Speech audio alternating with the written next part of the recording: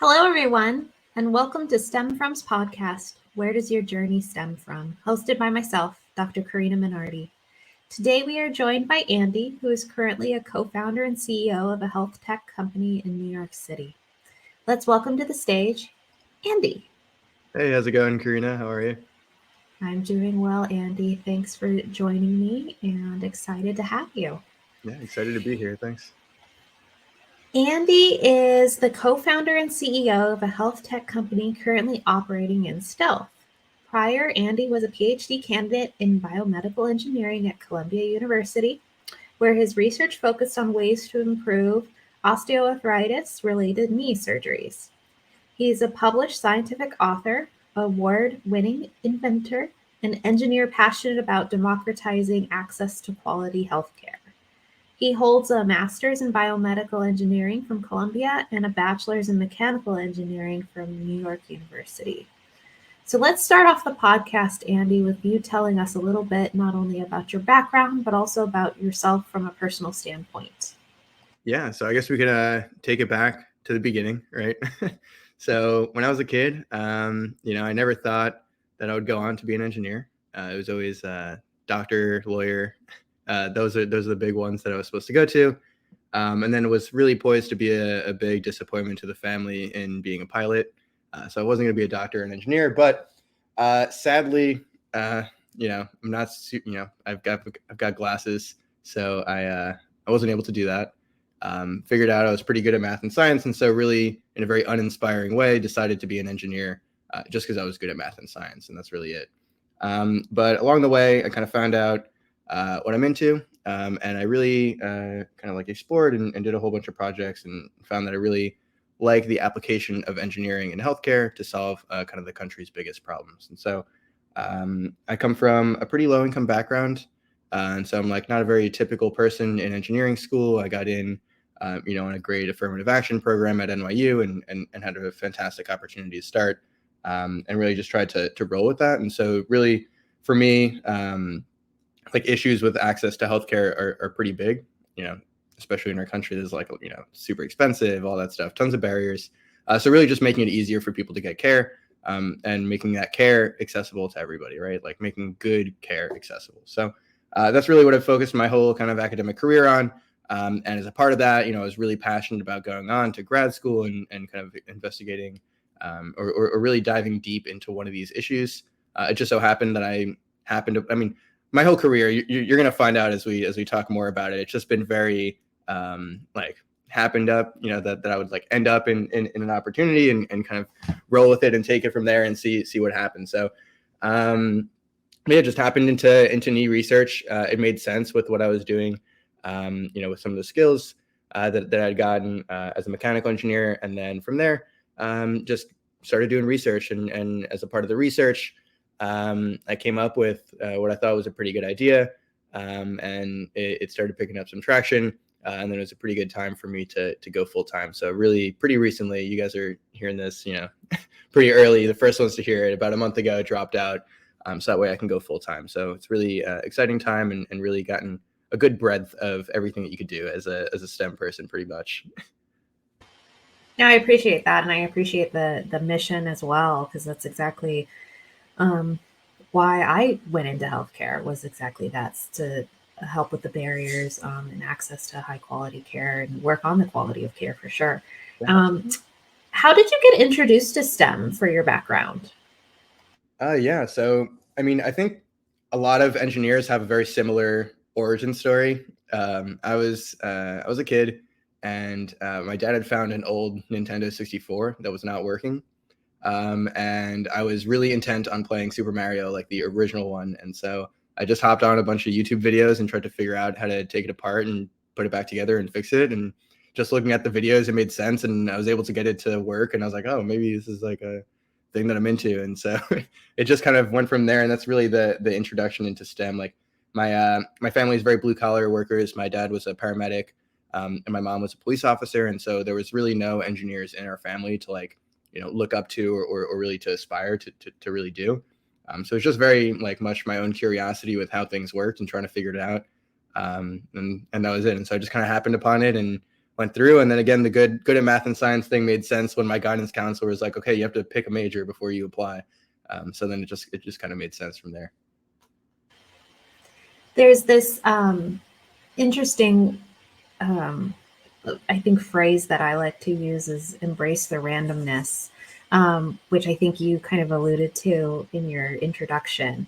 Can you talk a little bit about some of the random circumstances that have introduced themselves to you and how you have approached them?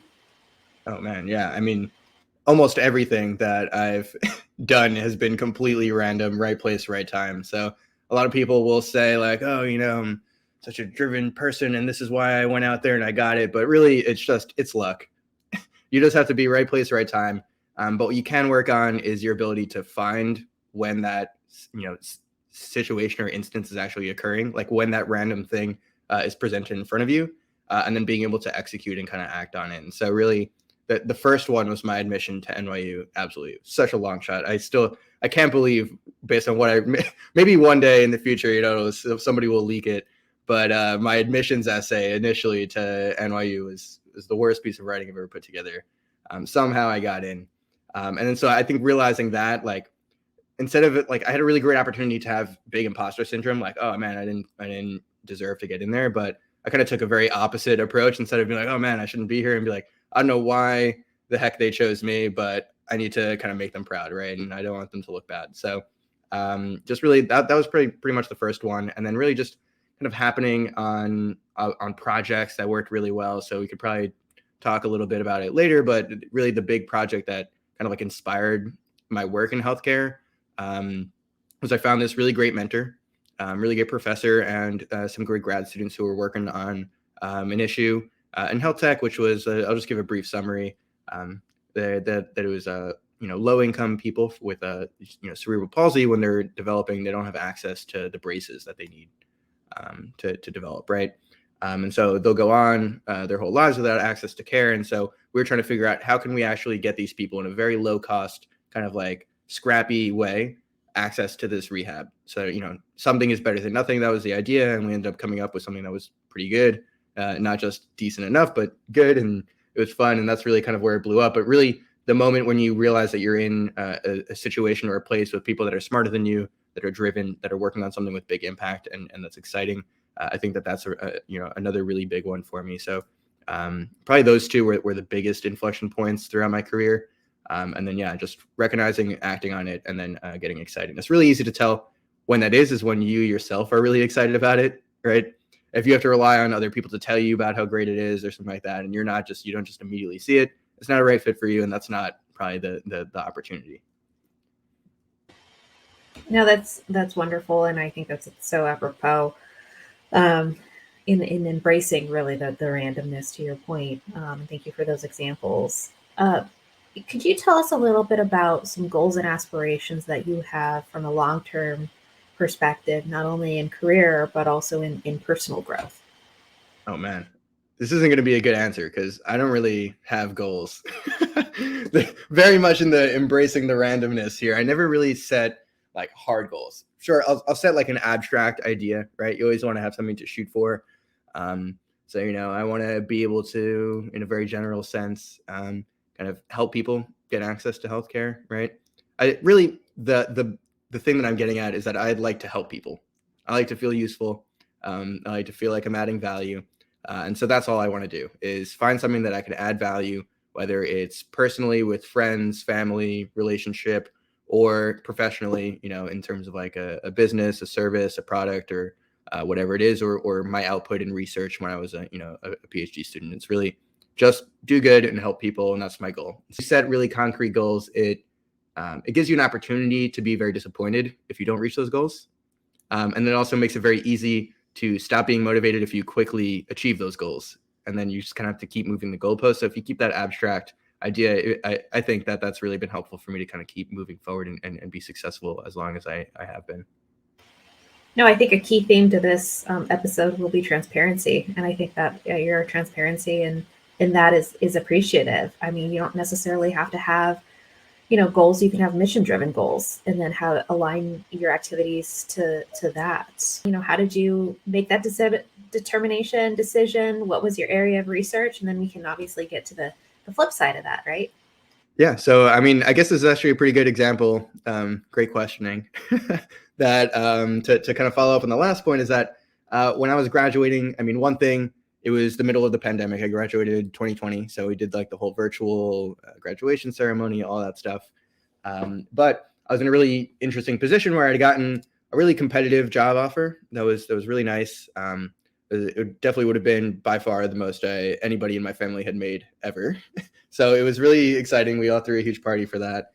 And then I'd also gotten into grad school to continue like biomedical engineering work. There was one person in particular that I was really excited to work with, who took a really good both entrepreneurial research and kind of like academic focus to things that I really liked and really thought would be a good bridge for me.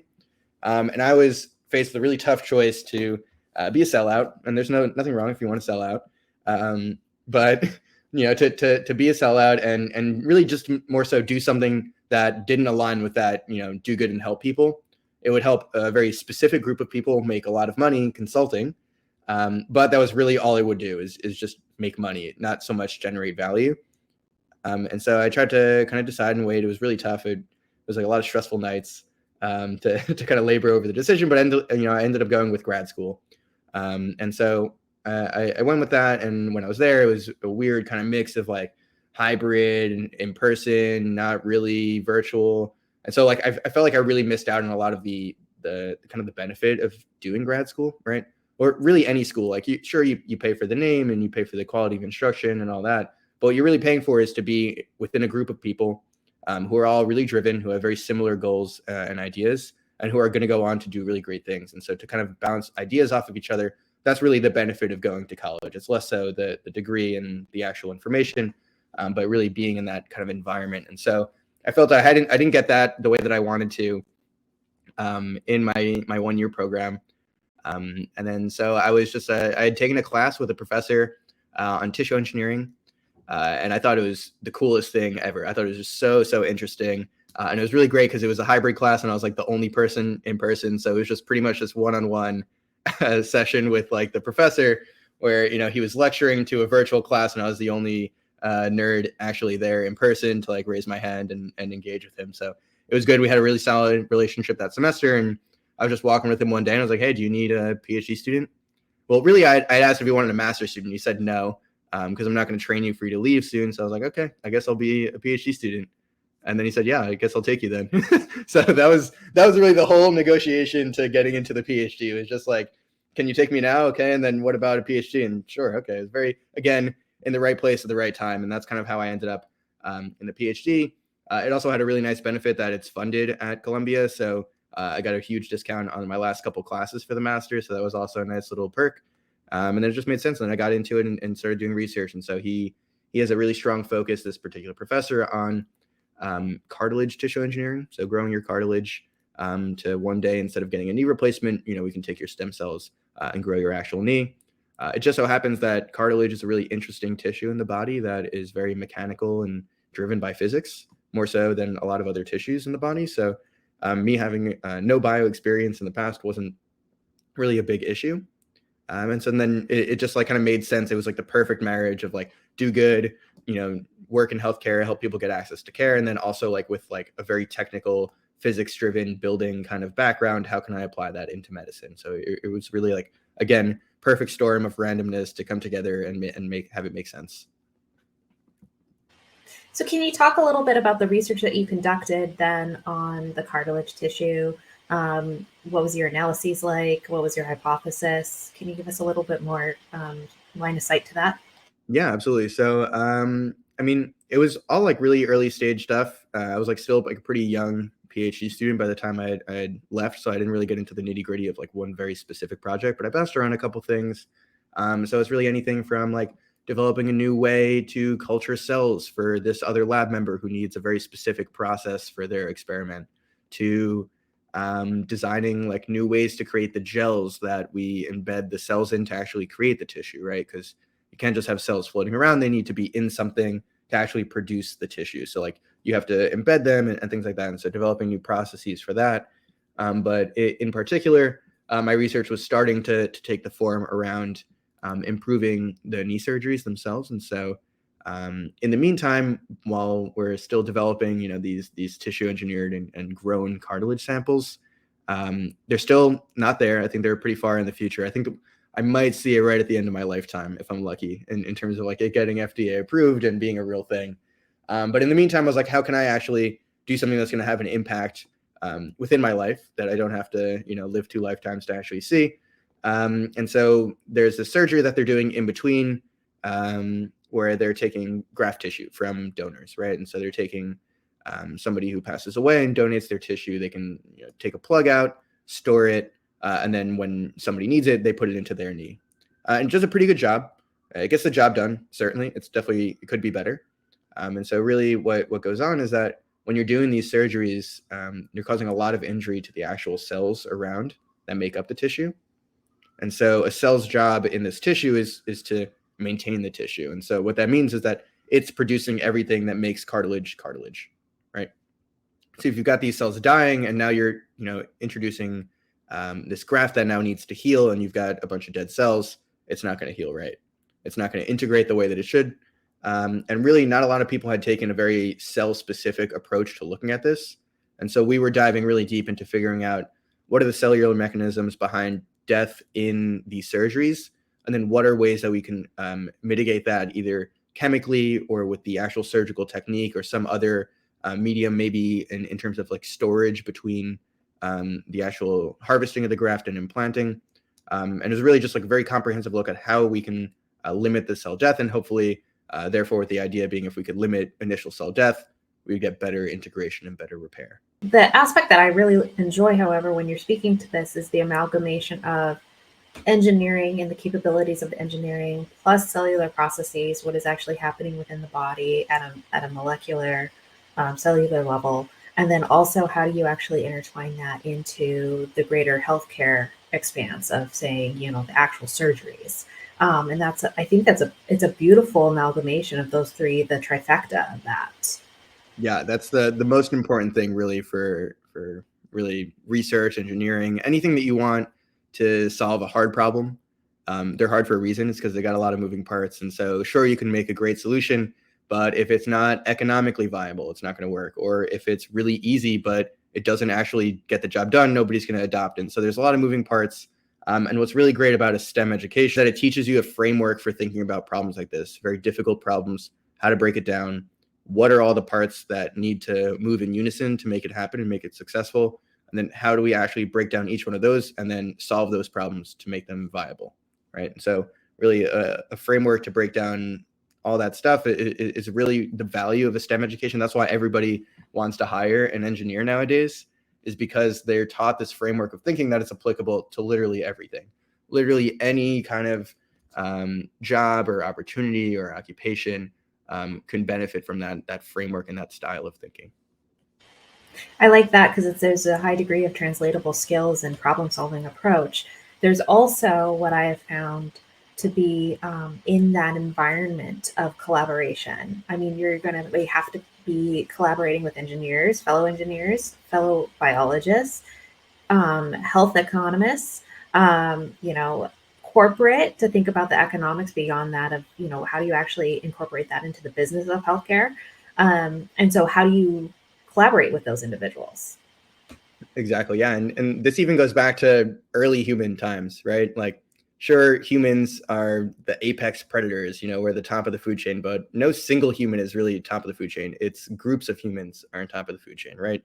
If you got transported back and you're sitting there with a lion, like you're probably not going to come out alive. But if you've got a group of people facing up with these animals or these apex predators, we come out on top. And so that's really the same thing with everything. If you can take that kind of framework, figure out how to collaborate and work together as a group and kind of achieve something, it's a very, very powerful skill to be able to do. And so like when you're going in college and grad school, like the most important thing that you're doing again is that environment about, being around a lot of other smart people. Because if you can figure out a way to get in there, and work all together, you can actually achieve some pretty big things, and it's really necessary. And so there's a reason, why everything is compartmentalized. And if you look at any company or person that was really widely successful, they all have had to have some way to get every part of that kind of process to align and move in the right direction. I use this phrase commonly, is that you're never the smartest person in the room. And I always try to embrace that as well, in addition to the randomness, obviously. Let's talk a little bit about, keeping with the theme of transparency in this podcast episode, um, around you don't necessarily have to have a PhD in order to be successful. So, can you tell us a little bit about your decision to leave, why and how, and the what? Yeah, it's a very difficult decision to make, especially as someone whose family has never been in academia before. It's very education, education, education, and then it's doctor, lawyer, engineer. I had a great opportunity to do a 2-for-1 special and be a doctor and an engineer at the same time. So you can imagine they were very excited, my parents. But you really have to kind of evaluate and think about what you're doing at every role. And so every role that you have, whether it's as a student or working a job or anything like that, you have to balance two things. You should either be learning or you should be earning. And so if you don't earn, you sure as heck better be learning. And if you're not learning, you better be earning. But if you come to a point where you're doing neither, it's probably time for you to change roles. And so I had to come up to a very kind of tough decision, mostly because there's a lot of social pressure around dropping out of school, and then a lot of social clout that comes with being a PhD student, especially at an Ivy League university. It's like, wow, how could you possibly turn up this opportunity? Like, so many people want this and you're in a great spot to do it. Like, how could you be so selfish and say, I don't want to do that, or squander such an opportunity? But if it's not working for you, you're probably going to be a lot more successful somewhere else. And so really, it came to a point where, like, in the PhD, and this isn't to bash PhD programs in general, but the first couple of years, typically you'll be taking classes and learning and then doing some research. And then suddenly you hit an inflection point in your program, and that's when you become a PhD candidate. So it's after you've done your qualifying exam, and you usually have a couple of other requirements. You finished up TAing, all of that.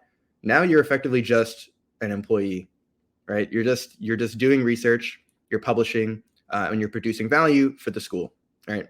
But you're still treated like a student. They administratively keep you, as a student, and it's great. You can take classes and stuff. I'm sure it's fantastic. But you very quickly stop learning, and they very quickly translate you into like this employee role where you're not getting a pay increase and you're not learning much more. And it's very much just do the same thing, grind, produce the research and output. And so for me, I reached a plateau point. Some people don't reach that plateau. Some people continue to earn, to learn, and that's fine, and that's great. And actually, that's what it's supposed to be.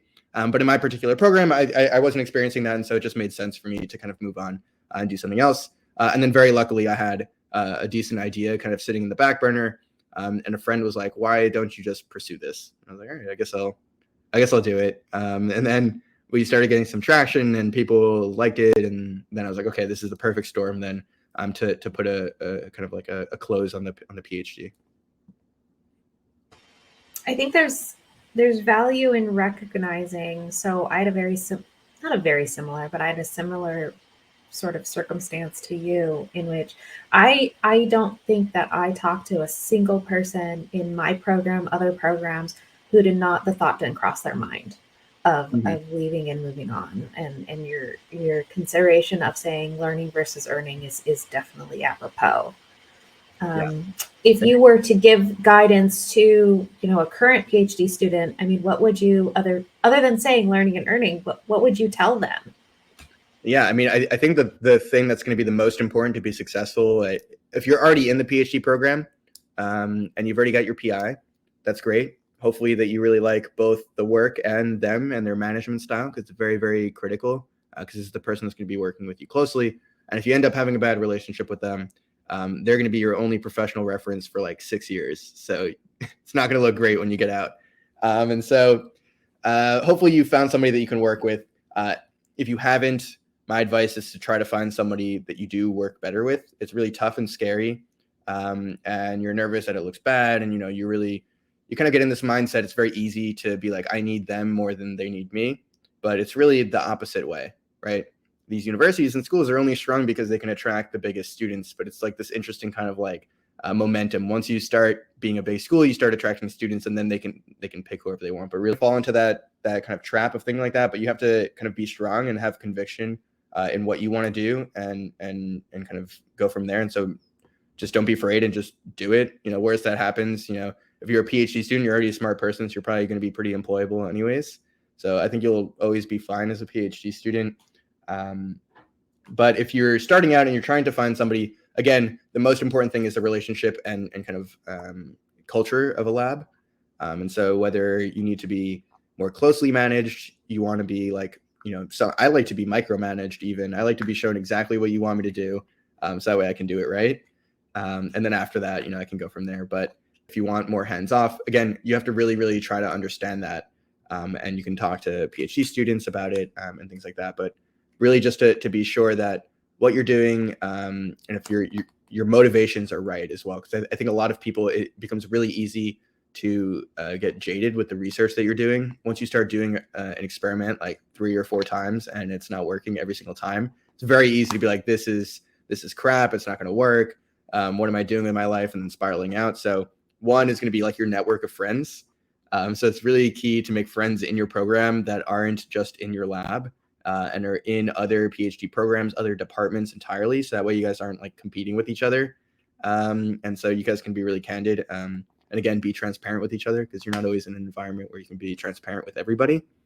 And then, and just trying to recognize and be motivated for the right reasons. Because again, when you're doing that and you don't have that support, it's really easy then to just fall into be like, okay, well, I should just be finished just so I can be a doctor, and that's that.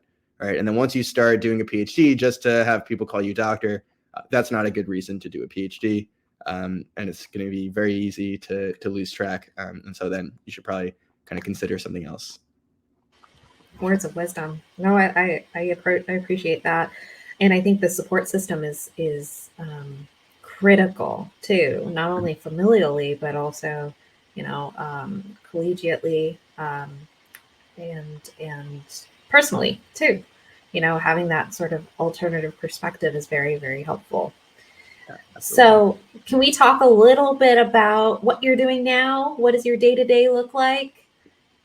Yeah. Oh man. Day to day is insane now. This is definitely the most I've ever worked in my life. But it's good because it's very fun. It's very exciting.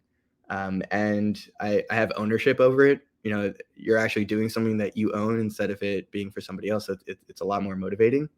But yeah, so in the day to day, we are still like a pre-product. So we've got some beta prototypes and stuff like that we're testing out. So really, my day to day is one, managing the team and making sure that we are building a product that is aligned with all of the kind of interviews and research that we've done about what we actually need to make. And then hopping on calls. So I'm doing a lot of the sales, and in terms of, like, by sales, I really mean just doing like customer outreach. And so we're generating a wait list and some buzz and excitement and people who are willing to be early adopters and give us like really good feedback. Because if you're going out to start a company, really the first people that you should be targeting are going to be those, like, I think they call them like alpha users or something like that. I'm not very in tune with a lot of the jargon. I'm very much an outsider in the world of startups. But it's like, no, super users or ultra users, something like that. But it's the person who's like really into your product and loves it and wants to tell you about what they want to see and what they hate and what they don't like. And so really nailing in on those people. So my day-to-day is interacting with those people and making sure that we're building the right product for them as well. And then we're in the middle of our first fundraise. So it's also a lot of networking and talking to investors, refining our pitch, refining our business approach, trying to decide, strategy, work out details, quotes, financial projections, really like everything that can go into a business. And then at the same time, learning what I don't know, because very much, again, outsider in this. And so I've just kind of happened into it. And so you have to learn what you don't know and then implement immediately. So it's like you have to pick it, thankfully I take a very PhD approach to it. So I can do like my little focus groups and testing experiments and very methodical about it. So that way I'm not making big disclosures or any big mistakes. Hopefully not. We'll see if if the scientific method holds up. But yeah, so taking like a very regimented approach to kind of managing, just really doing just about everything, like marketing, fundraising, sales, product, all that stuff, just all into one nonstop. So it's really just like wake up, fired up in the mornings, and then work until you can't keep your eyes open, and then do it all over again. Sounds similar to a PhD. Yeah, it's very similar. The hours are very similar. Absolutely. There's always, everything needs to have been done yesterday, and there's tons of stuff to do. And I think your point around what I really enjoyed about working at a startup too was the utility player. And sometimes you're like that in a laboratory, and sometimes you're not. Sometimes you're the subject matter expert, and you have your little lane, and that's where you stay. And other times, you either collaborate with people who know more than you, or you have to go out and learn it yourself. And Yeah, absolutely. that's Google's your part friend. of the fun. Oh yes, Google is Yeah, a good everything you friend. can find the sum of all human knowledge on the internet. So definitely use it as a resource. So our time is wrapping up here, but I think you already talked a little bit about words of wisdom, but I think from an all-inclusive sort of standpoint, if you were to reflect back on yourself, say 10 years ago, what, wisdom or words of encouragement would you have imparted on yourself then, given hindsight is 2020? That's a good question. I'd probably go with, I mean, and I'm not the first person to say this. This is going to sound kind of cliche, but really, like, the only things that people regret are the things that they didn't do, and never really the things that they did do. Sure, like you do something embarrassing or whatever, you think about it, but that's not really that bad. What people regret way more is like the missed potential of an opportunity or something. And so things that keep me up at night are things that I didn't do because of whatever reason. I was afraid, it didn't line up. I was worried about what somebody else wanted to do. And so really making decisions for yourself and capitalizing on every opportunity. So, right. So you get lucky. If you're lucky, you get lucky multiple times. And then if you don't capitalize on every single one, you're only going to be regretting the things that you didn't capitalize on. So definitely do everything, figure out what works for you, and then never say no to an opportunity. Never say never, never say no. I like it. Very like Jim Carrey, yes, man. I don't know if I'd go that far, but well, Andy, it's been a pleasure to get to know sort of your story, your past research experience, and then I am excited about learning more about your current endeavor and seeing you in the news and watching you close Series A through all of the letters of the alphabet. Yeah, that would be fantastic. Hopefully we can go public with some of the info soon. But yeah, very Yeah, excited. I'm yeah, happy to and please share. keep us updated. Yeah, we'll do. Absolutely. Thank you so much for having me and willing to chat with me, and this was great. So hopefully some people are inspired to go into STEM programs and drop out of their PhDs. You don't have to drop out of your PhD, but hopefully we inspire some STEM folks. Inspiration is what our mission is here. So, again, thank you, Andy, for your time. And thank you to all of our listeners. And always remember asking yourself, where does your journey stem from? Bye.